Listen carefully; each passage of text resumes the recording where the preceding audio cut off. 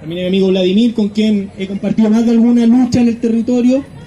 Y quisiera comenzar desde la perspectiva del rol que me toca enfrentar desde el Consejo Regional, efectivamente apuntando al tema de fondo.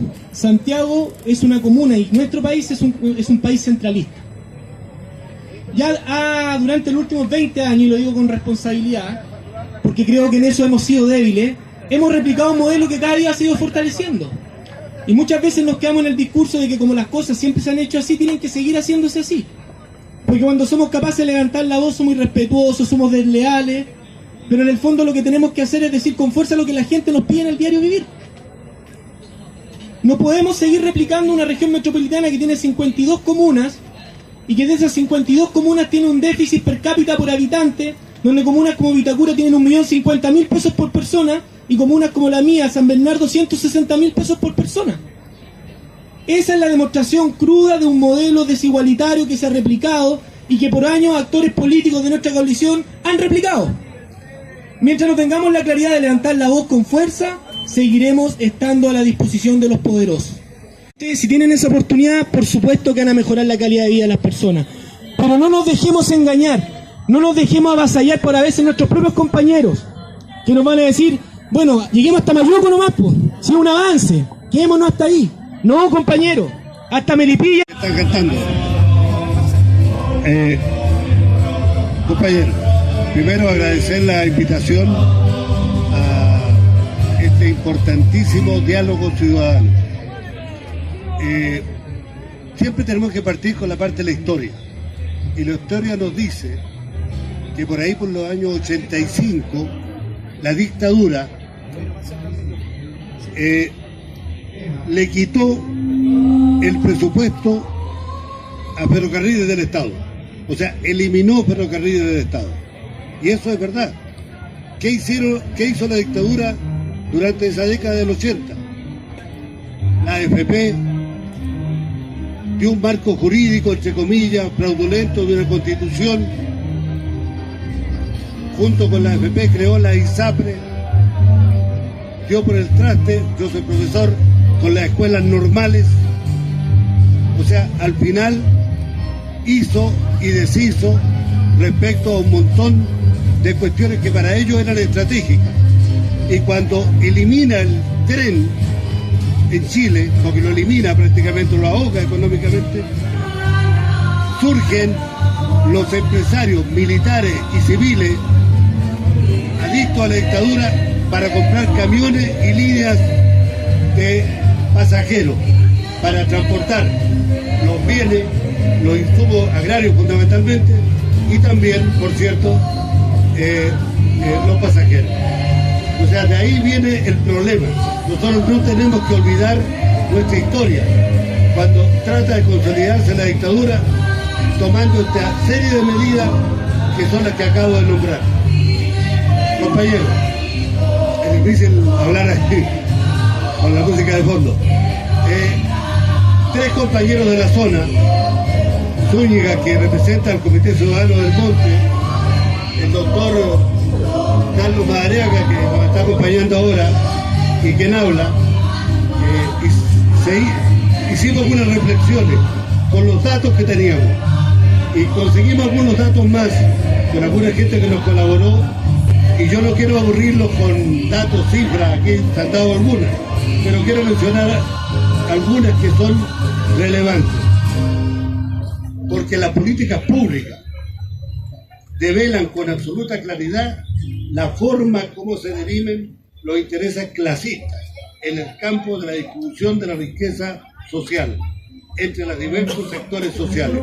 Particularmente es en el ámbito de los ministerios pobres, así le llamamos a los ministerios que están destinados a satisfacer necesidades primordiales de la población.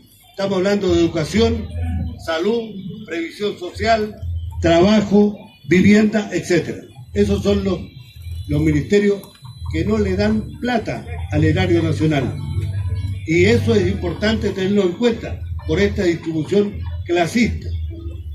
Nosotros queremos decir que es consecuencia de las estrategias planetarias de dominación y explotación que el neoliberalismo, al cual estamos inmersos, impone sobre los estados nacionales a partir del consenso de Washington en los años 90, consecuencia del cual es la jibarización del Estado, porque la idea es atomizar al Estado, que el Estado cada vez tenga menos responsabilidades respecto a las necesidades de la gente.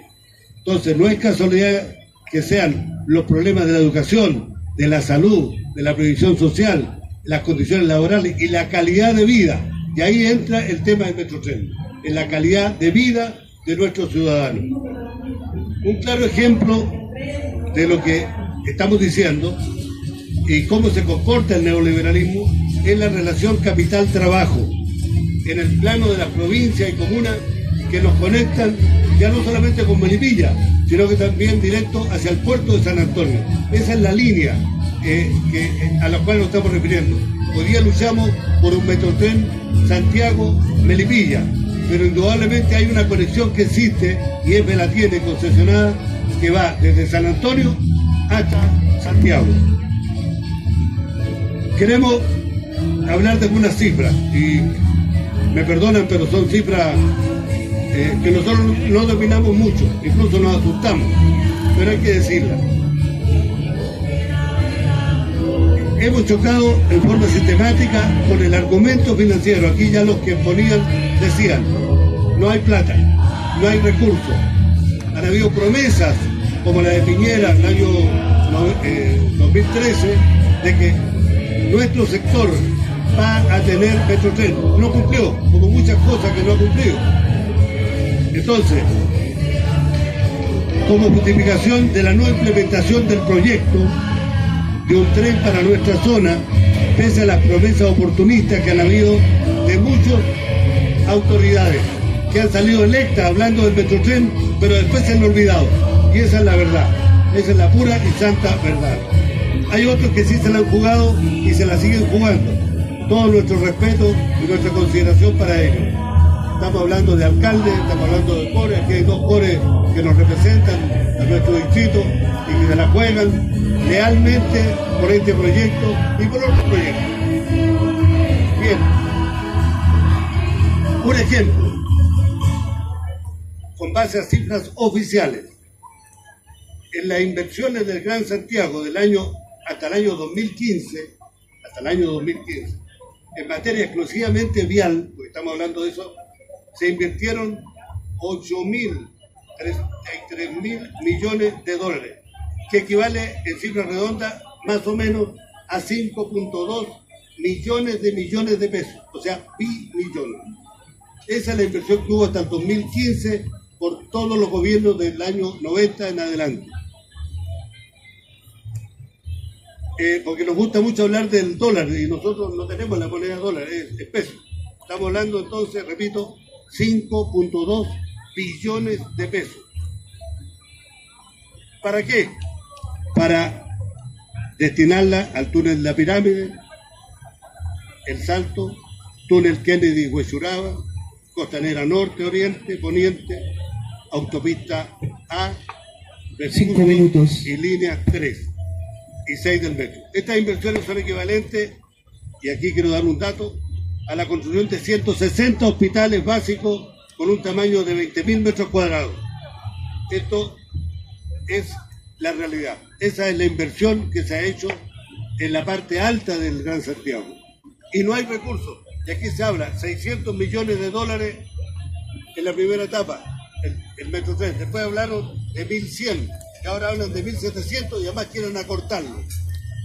Esa es la realidad nuestra. Nosotros queremos decir, y ahí va el principal mensaje que queremos entregar como Comité Ciudadano, ¿qué hacemos ante esto? Seguir la campaña de firmas, se habla aquí 90.000, 100.000 firmas, en las 8 comunas que están involucradas, reforzar nuestro Comité Ciudadanos con el interprovincial, no excluir a nadie, allá al que se excluya. Por ejemplo, el alcalde Campo, aquí tengo la de Melipilla, pidió subsidiar el valor del pasaje entre Melipilla y Santiago. ¿Por qué no le pedimos a todos nuestros alcaldes que lo imiten y todos los alcaldes pidan subvencionar, si se está subvencionando el metro, o sea, dijéramos lo que es el transporte en Santiago, ¿por qué no podemos subvencionar el transporte que ya los valores los dieron los compañeros de nuestros ciudadanos y sobre todo de nuestros estudiantes, ya que no hay sedes estudiantiles universitarias en ninguna parte de nuestras provincias? Había una, la Pacífico, y quebró. Entonces, en otra propuesta, que es la segunda principal, es que se pueda, para enfrentar la colusión que hubo, y todos sabemos, en la farmacia, en los pollos, colusión en el papel, bueno, aquí hay colusión para los pasajes. Entonces, con esto termino. 3 minutos.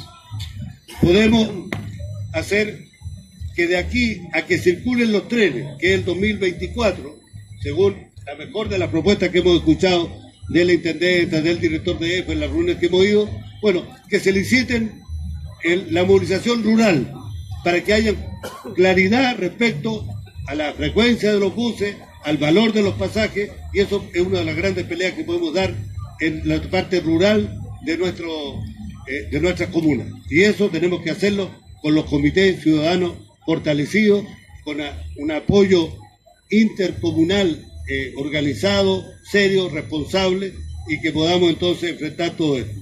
Esta colusión va a continuar si no nos unimos, si no trabajamos. Quiero dar 2 ejemplos.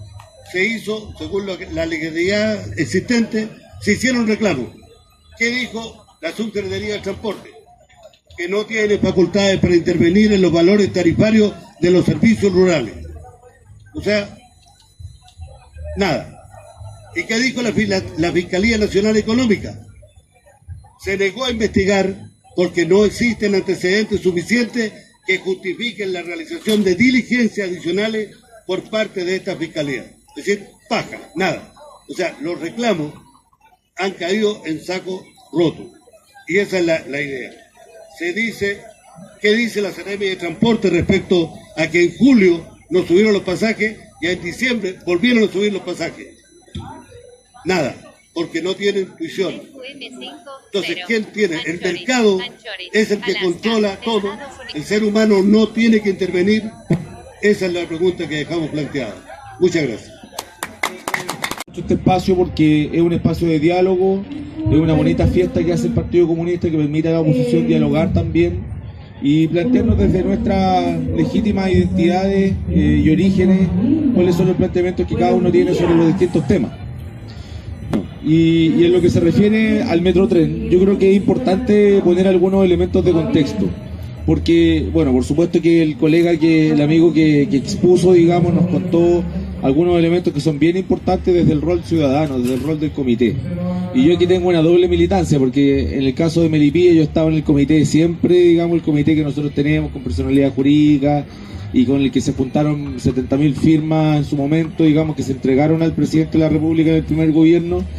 Y ahora el comité de Peñaflor en conjunto con los de Talagante y las otras comunas que entregaron unas otras, entiendo, 90.000 firmas en total, lo que suma ya casi un total de más de 150.000 firmas de ciudadanos de nuestras provincias que exigen el Metrotren.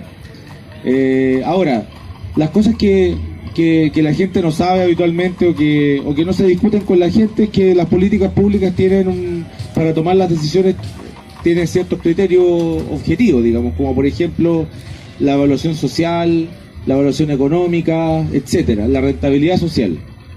Y muchas veces los números no dan, y eso es lo que nos dicen a nosotros cuando dicen que el Metrotren se puede hacer hasta Mayoco, pero no hasta Melipilla, porque no da la rentabilidad económica.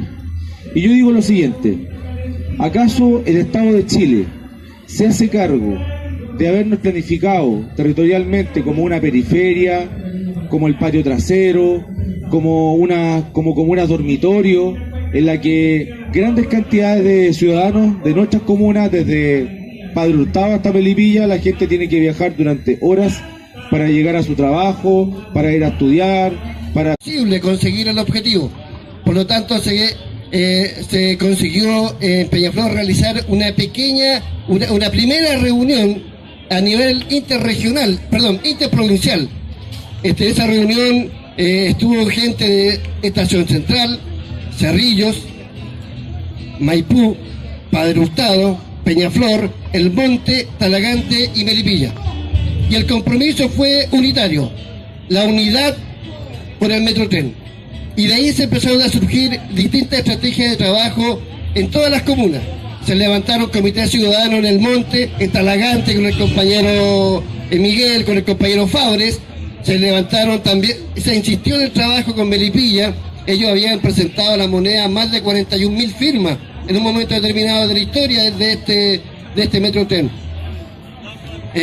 Peñaflor también, en la última vez que llevamos firma a la moneda para exigir la llegada al Metrotren, fueron más de 20.000 firmas que llevó Peñaflor, más de 5.000 firmas que llevó El Monte, más de 4.000 firmas que lleva Talagante, en el poco tiempo que Talagante y la comuna del Monte estaban trabajando. Compañeros y compañeras, el proceso no ha sido fácil. Recién ayer